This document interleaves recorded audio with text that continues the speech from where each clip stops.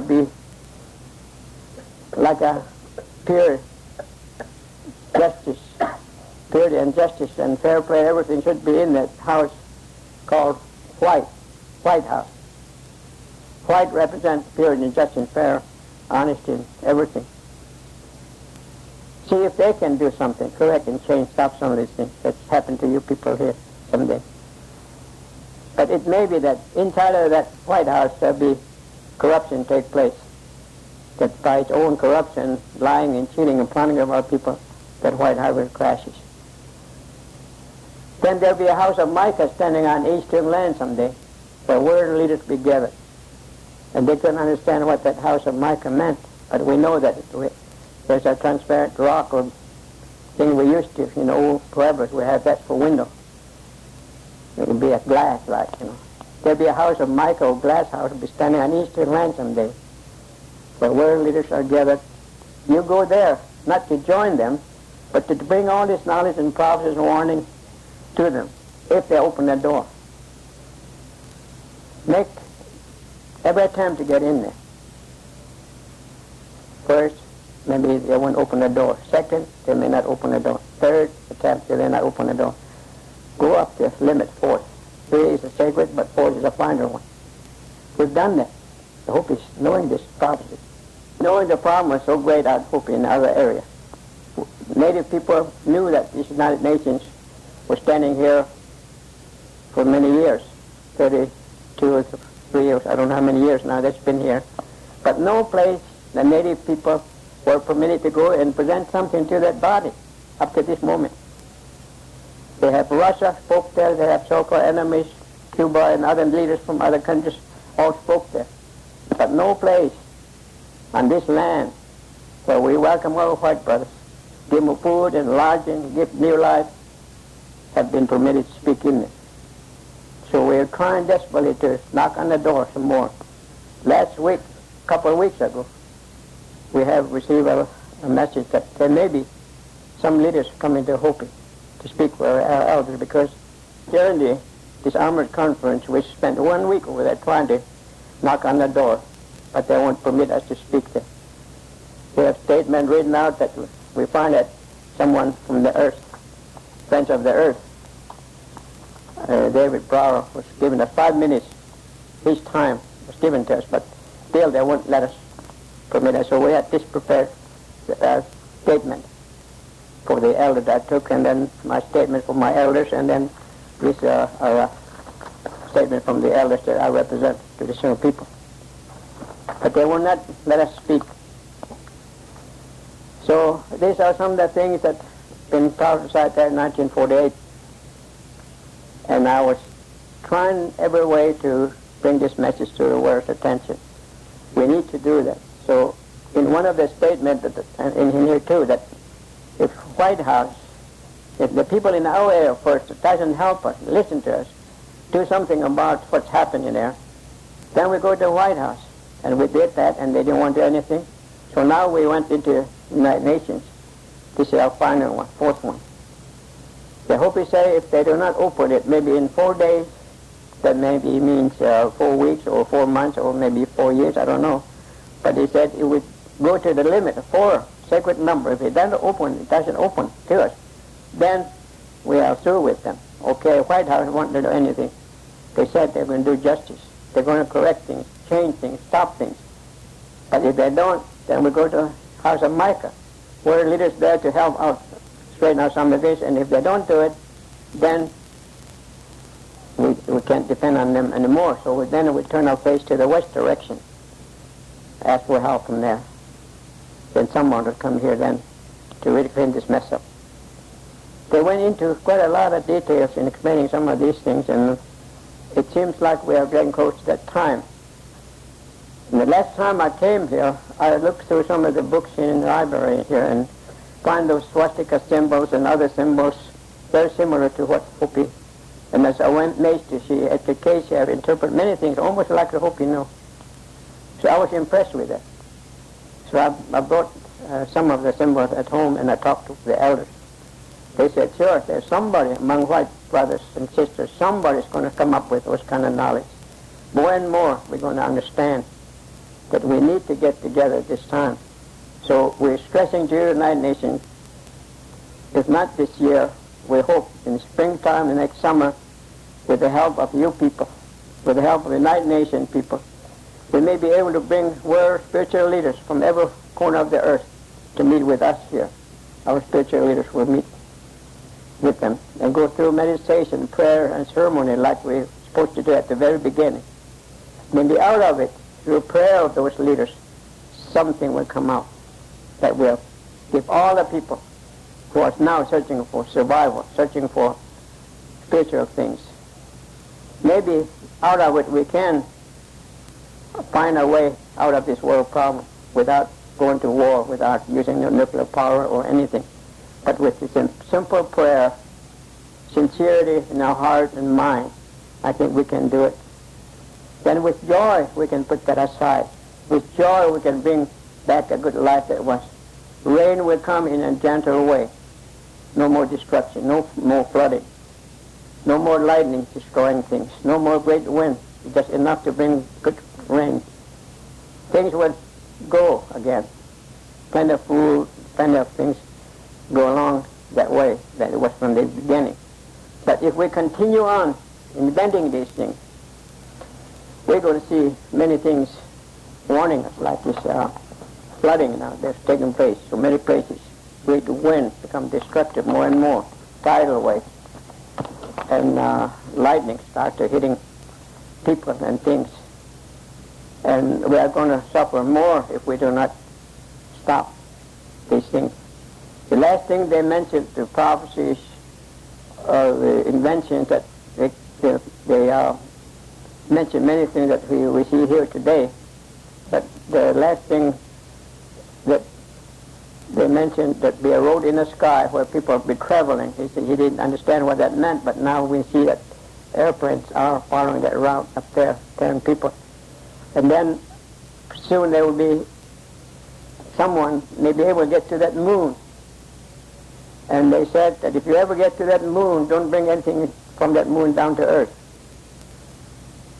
Because you do that, again, like what happened in other world, you're going to change seasons, you're going to create more disturbance, balance, nature, and many things going to happen, maybe sickness and earthquake or something's going to happen, because that moon has very powerful things that kept everything in balance. Once we disturb it again, we're going to have trouble again.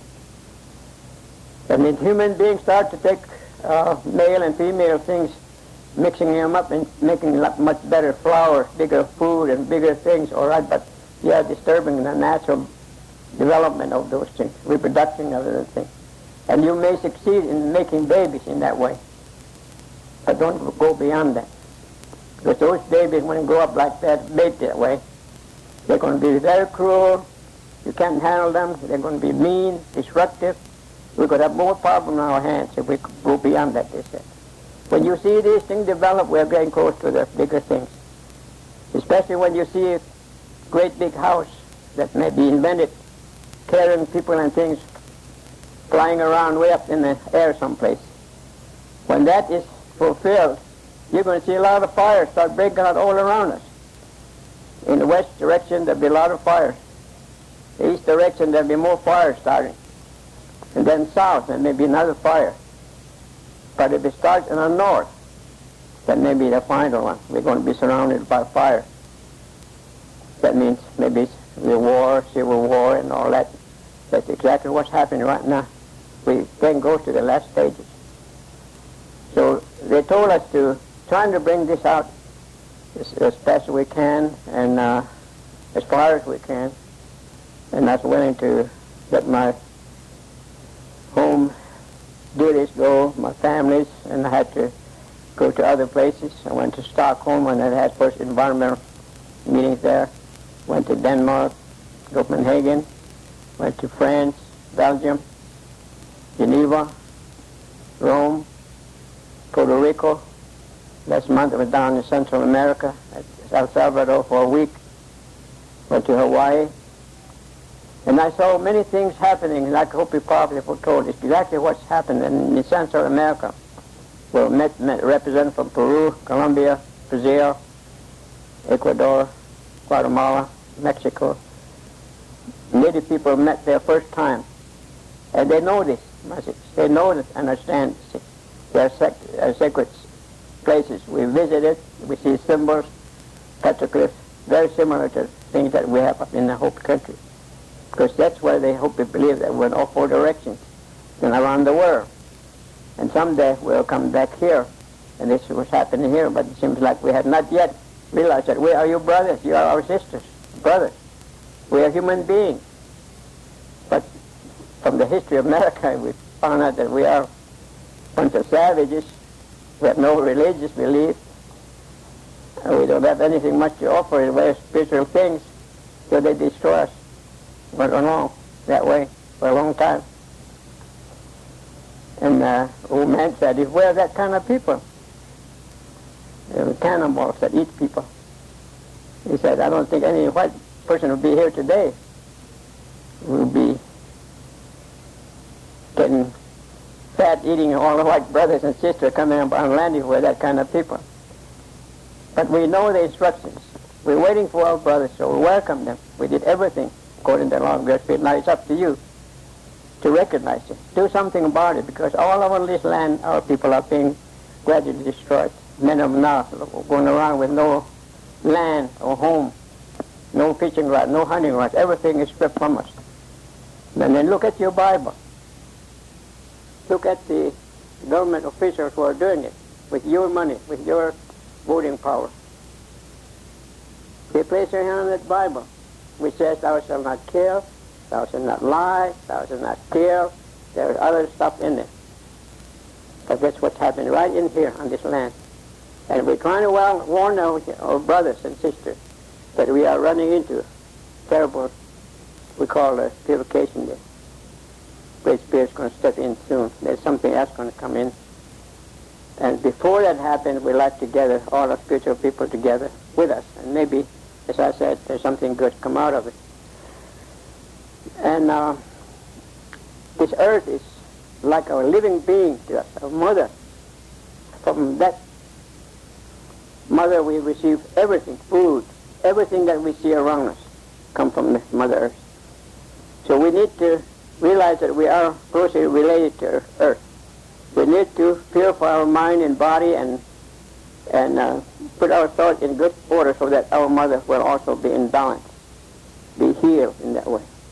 It will get more food, get more energy. See, all those things involved in our ceremony, which I cannot explain, it's strictly within the society that you initiate and join. But these knowledge are there, and they hope to share this with all our white brothers someday. Once all this stop, which take the land away from us or destroy our culture and religion, when it stops, then we can have time to share this knowledge. There's so many things I'd like to tell you about, but time is running out again. Like it's always in meetings like this. But I am very happy to have a chance again to bring this message to you at this time. To me, it's very important because most of our elders have stressed to us, the younger generation, to do all we can, those that have this knowledge, to bring this message to wherever we can. And since 1952, because I learned that when during the migrating of our people across this land here called America, the group went west to the edges of land, and they put sacred things there, and they have established a shrine there somewhere and left some people there. So many different groups went there, clan group, and they were told to mark their route as they go by putting clan symbols or religious symbols or anything that happened on the way, on the face of a rock or on top of the mountain or down the riverbed or wherever they may be able to get to put these symbols on. So you may have run across many petroglyphs, picture crafts, that they were left on the way to the west. And those people were the first one able to report as to where they went. There some came back to the Hopi leaders. And others went north. And they kept on going until they came to a land where they found snow on the ground whole year round. And as they moved, they used to plant all kinds of seed to see where they could grow things, corn especially. But when they got up into that area, because they were told to go as far as to the edges of land, some of them kept on going, and perhaps they stayed up there. The rest of them turned around, make a east direction, coming back, finally back into the Hopi. And those that went south did the same thing. They kept going. It took a little longer for the people who went north to bring report back to the Hopi where they went. Those that went south, it took them many, many more years. They finally came back and made a report. But those that went east direction, they did not come back and make a report. So when I learned this, I wanted to go east direction to look for those people. Where did they go? Who are they? And of course, by that time, I knew that there were Six Nations Iroquois Confederacy in this area, so I came over to New York. The first attempt at that time, back in 1959, I took 5 elders with me to go to House of Micah, or United Nations. I'll first knock on the door to see if we can present something there. But we were not given that opportunity, so then we came to the Six Nations Iroquois Confederacy and made a report to them on these problems and this prophecy. And I was surprised that after 3 years of meeting with them, they finally showed me a very similar drawing like this on the wampum beaded belt. They have 2 roads. Hopi say lower and upper road. Over there, as I said, the lower one, Indian road, is the top one, white man's road. And they will go side by side, each one doing their things, and see which one will bring the good life on the other end with whatever they use to make life good. And they have many symbols just like those up there, human figures. And I was impressed with their knowledge too about the prophecies, similar to the Hopi. And I found many clan brothers over there in the Hopi. We still follow the clan system. Well, from our mother's side, we receive certain clans. My mother's side, I belong to Wolf, Fox, and Coyote clan. And when they appointed me in 1948 to carry this message for them, one of the elders, who was my uncle, he was about almost 80, 90 years old, told me that you are our people, you are from my family.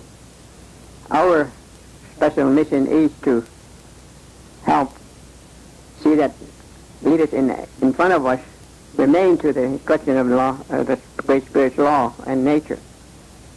And if anyone starts turn off, it was our duty to warn them and to bring them back into the path that they were supposed to follow. They said my clan was sort of today called grassroots people. We're the people down the bottom of the long ladder that leaders ahead of us that's supposed to know and understand and lead the people along this path.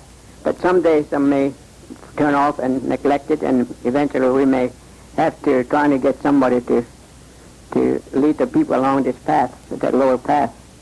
So when I went to Six Nations, they also have a clan system over there. So I found many of my clan brothers and sisters over there, Wolf clan over there.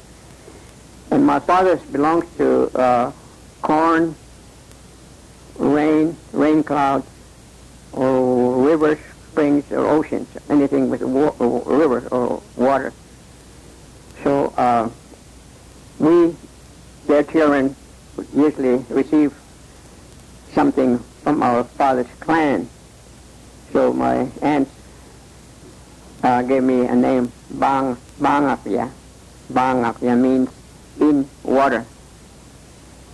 But everybody know it, corn in water. You know, when there's corn plant out there, standing cornfield, and then if it's rain, it'd be flooded and be rain, water there, and corn will be in water. So wherever I go up and down those villages, if they ask me my name, if I say Banyacya, some family would say, "Oh, you are our brothers, you are our father, you are our relations," because they recognize each other that way. So I find that same thing in different areas as I move across country, holding this kind of meeting with other native people. So, but in Six Nations, I found that they have drawings like that also. In other places, I heard old people talking about certain part of this. So I know that we carry this message and knowledge for direction. Then over in Northwest Territory up in Canada, northern part of Alberta, we met about 2 years ago with a Cree Nation up there.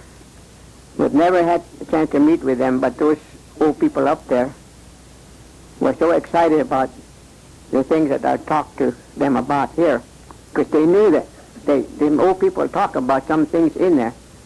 They seemed to understand clearly what I was trying to bring to them, and one old man was just so impressed with it that he can't stop talking, and we had to translate 3 times. In the Cree Nation, the language he spoke, not the Cree Nation, and then Ojibwe language, it had to be translated by a man from Ojibwe, and then he also translated into English. So we had to translate 3 times before we get the message across to them. But then, after many years of this traveling, since 1952, we formed a group from New York and other nations, got together and formed a caravan, went across the country, holding meetings 1 week at a time. We camp out to bring this knowledge to the younger generations, to go through a prayer meditation with them, and to also explain the meaning of certain symbols within our spiritual circle, and also bring together from different directions elders, medicine people to give us knowledge on medicine as well as spiritual ceremonies. So we have done that for 6 years across the country. We went around every year, summertime. By the time we end up in Algonquin Nation, north on Lake Ontario, we ran into about 4,000 families come together and camp out whole week and going through this prayer, meditation, ceremonies, and talking about this knowledge. It was very important to younger generation to learn this. So now, that 10 years on, we have been opening it to other people and sharing this ceremony with them in a meeting like that. So many young white people have, in colleges, universities, attended our meetings and they form a circle, joining hands and go through prayer, meditations, and ceremonies. And we have helped many other areas to revive the culture and religion, which was almost completely broken down. And that was one of the instructions the elders told us to do, so we have completed that. As I mentioned in the beginning, that there were someplace 2 of them before, and then now we're coming into this new 3rd one. This is where we met the Great Spirit. We call him Maestro in my language. And he's a living being, a spirit being. And I found in the Bible and other world religious books, we talk about God, we talk about Jesus, and we talk about spiritual beings, but I don't think any one of us today has actually seen him. We have image of it, we have drawing of it, we have every imagination of what God looked like or Jesus looked like, and all those things, but we have not yet really seen him. And same way with him. He was a human being when he welcomed us, our descendant that came out and talked to us. And he was approached by one of the leaders before they came to search him. and asked permission to come and live with him. He said, "It's up to you. I don't have much of anything to offer you. I live a very simple life and have a very few simple clothes on." And he says, "All I have is a planting stick, a bag of seeds, and a jar of water. That's all I have. And if you want to follow my life and live with me and never turn from my instructions, it's up to you to come and live with me." So all the people that were there said, to make a note that they will always follow him. They will never turn away from him. And so they make that oath to him that they will come. So he let them come in. He didn't say come in. He just said, "It's up to you. If you follow my instructions, if you follow my simple life." So that being is the caretaker of this land for the higher power or God or somebody we talk about. And now I can only think of Great Spirit or God, this air we're breathing. We can't see this air, but we're all breathing and we're all linked together with it. That's the Spirit flowing to everything within us, to everything around us, outside, around our earth and universe. We're all part of it, being. And he can change himself into any shape or form, size, or anything. He may appear to you as animal or bird or great man, or they said he has a frightfully looking mask that he can wear also to scare you. Anything, they talk about, he can do anything. But he came to us as a human being. So he met us here when we emerged. And he gave us this path to follow. There's a lot of things in here. So then we went on for many years, or maybe thousands of years. We're good because we're all following it. And then someplace he gathered the people again. They call it second meeting, second meeting. That's when he appointed 3 people to become great nations and to watch other people. Because he told him, if I have forgotten, a very important thing, that in order this land and life will never be totally destroyed like others do before, I will appoint these 3 people. Give them power to watch other people and use that power to set them up, warn them on this path somewhere. So before we separated, this circle was given to us. And that is the same thing in spiritual path. There's no end to this. There's no end to the circle. And that has also a meaning in other things. Anything conceived is always form of circle. Our body's in a circle, trees are in a circle, earth in a circle, sun, everything. Everything is conceived along that way at the very beginning. And there's always a center there. Like in our body we have a center. A tree has a center. Everything that has a spark of life and energy in center. So there also goes into ceremonial circle. Each leader also sits in a circle, and it also represents inner. Each leader will have to have their place, as I mentioned. Each a very important direction has a meaning to that. So he sits there. Those that belong to certain clans, belong to certain societies, their place is here. And those that belong to certain clans also sit on this side, north, west, south. So all will form united group to meditate, prayer, bring something that makes it whole and everything in balance. That is how they take care of this land and life from that center all around the world. Some years ago, a couple elders came to one of the men's home. Some of you perhaps heard about David Mananya. He's one of the elders, a religious leader in our Kiva in Hotbala. But I used to take him around, and he's pretty well versed in some of this knowledge. And these 2 elders came from Tibetan people, and they said they heard about Hopi spiritual center, and they wanted to find out more about it. So they were in that house when I came in, and they said, this man, he's a white man married to a lady of Tibetan people. And they've been living there. And he says, over in Tibetan country, there's a tall mountain, high peak.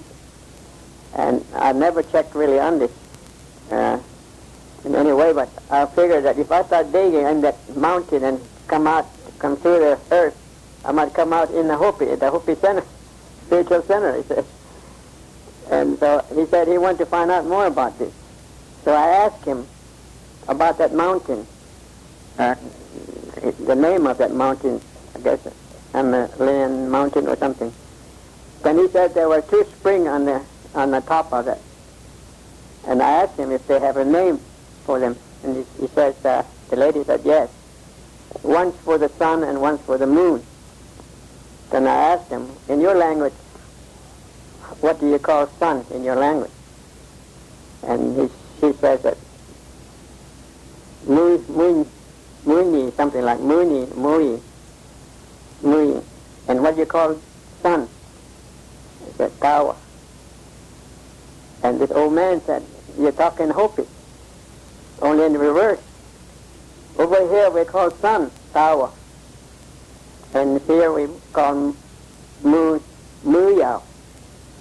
It's very close, and they were so surprised that we're talking same language, and the other word that we compare is very close to the Hopi.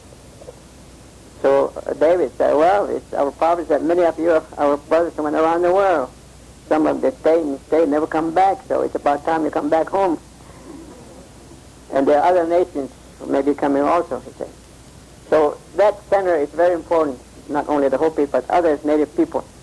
And that represents the spiritual center. So this path that he laid down, there's no end to it, as long as we follow Great Spirit instructions.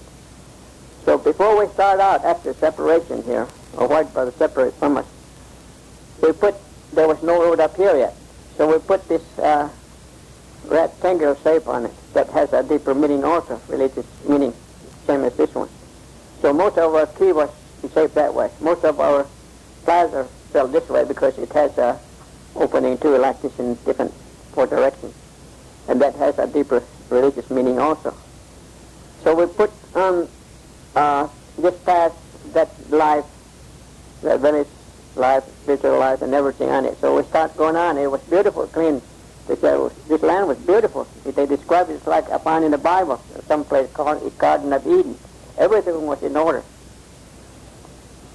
Soon, our white brother came back, and we were told that if he followed this, he will bring that symbol back to us. We will recognize him. But if he changed that somewhere on his way, he might bring a different symbol. And if he does that, be very careful. Don't fall for things right away. Watch him. Watch his deeds, but not his words.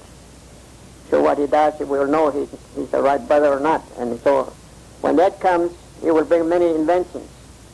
And many of us were warned not to rush for it or grab those things. But some of us are going to be tempted.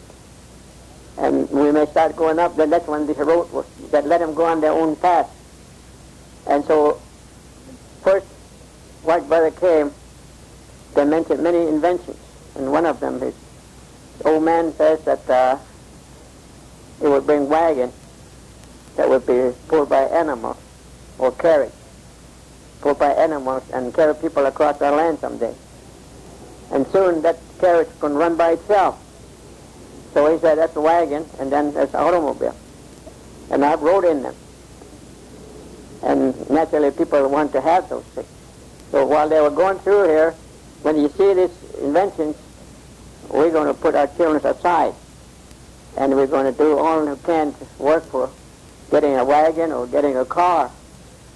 And we're going to start turning away from this path. We neglect our spiritual instructions. We're not taking care of our children, ourselves, parents. And they're growing up in somebody's hand or on themselves, that pretty soon they go in that way we cannot control them. There'll be problems creating. They're already in the home. And it says also that when new inventions comes along, like now we see that every year you have a nice car one year and the salesmen come around. Hey, look at this picture. This is a better car than you have. This is a new one. You better working hard and work hard and get this new one.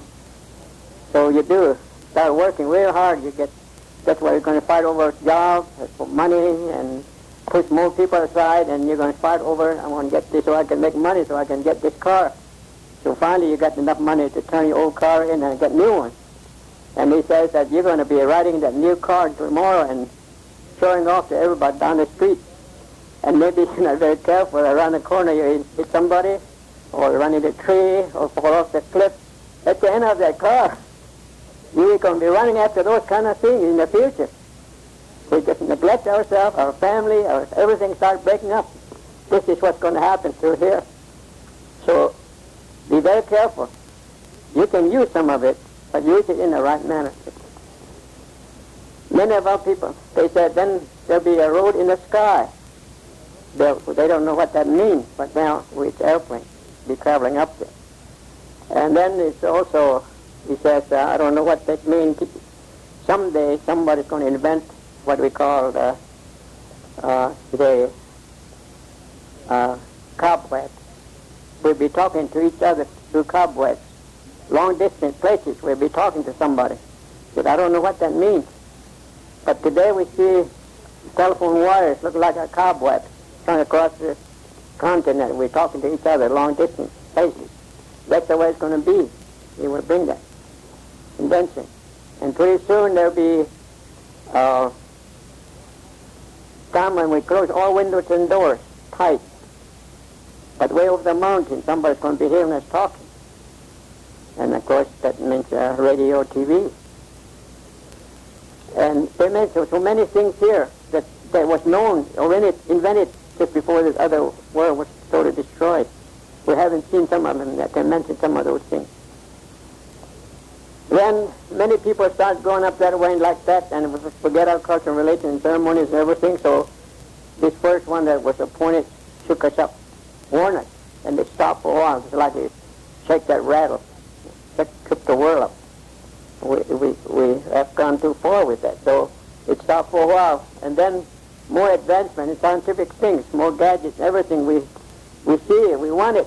Electric toothbrushes and everything else, and elevators, and we cars. We got grocery stores bought away. We don't want to walk anymore. We cover ourselves up with clothes, so we shut out all wind, sunlight, and everything. We began to get into that kind of stages. So like they describe, it will be so materialistic thing that we forget the things that's inside of us more and more. And then there'll be another. This is where someone may be inventing that gold full of ashes.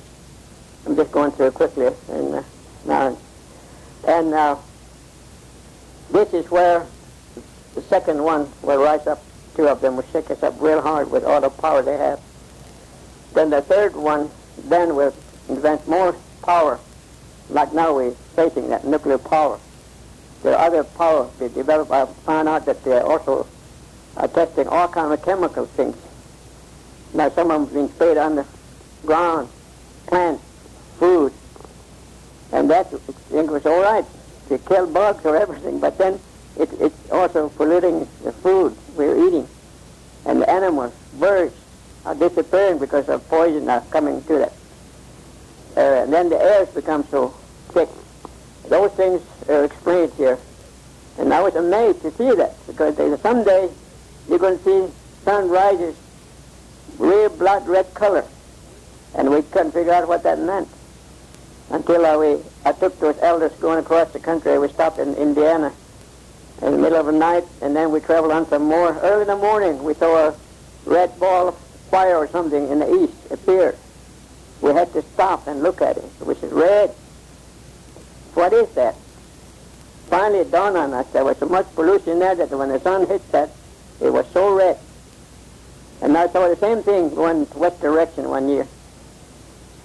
Red color sun appearance. So that Six Nations also probably said that air is going to be so polluted someday, it's get so high for a while, but gradually coming down.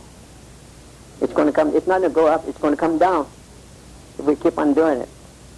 And you're going to see those tall trees standing up straight, but soon you're going to, when that air so polluted and coming down so close, you see those trees going to start bending down.